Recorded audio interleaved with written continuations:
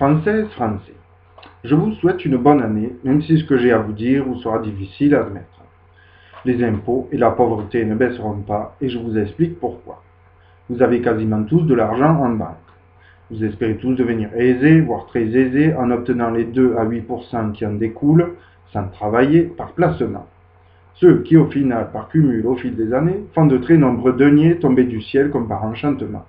Surtout pour ceux qui ont le plus d'argent.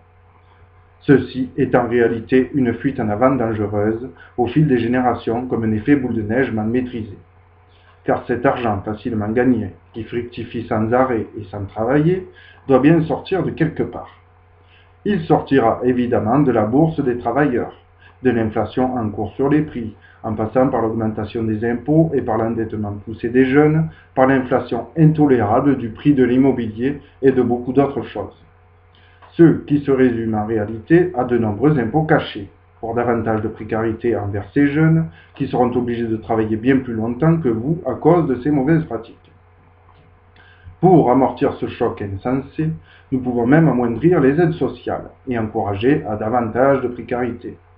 Mais comme nous ne voulons pas que ces pauvres bougres se révoltent en le faisant trop vite et que vous fassiez de même par une augmentation trop brutale mais inévitable des impôts, nous endettons le pays par le biais de la dette nationale.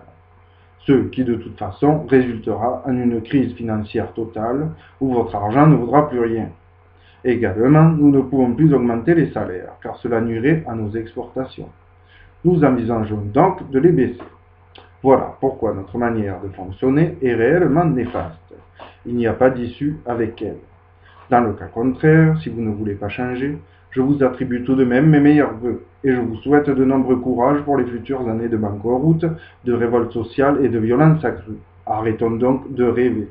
Et surtout, beaucoup de santé et de forme pour les jeunes qui auront à travailler très dur si nous ne changeons pas nos habitudes au plus vite.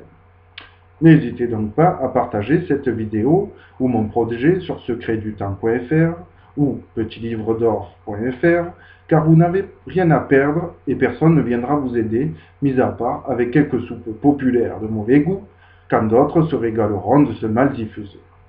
Bonne année.